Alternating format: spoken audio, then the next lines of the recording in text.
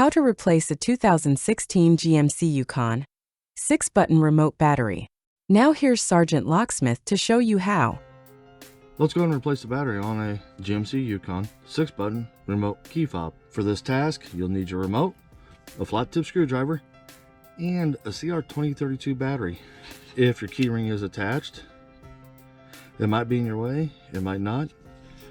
Go ahead, flip up, and on the back of the remote, you'll see there's an indentation right there. Take your flat tip screwdriver, put it in, and twist. Back cover comes off. Take your finger, push down on the battery, and pull it towards you. You notice this one here doesn't want to pop out. Take your flat tip and just come into this corner, and you're going to push it into there.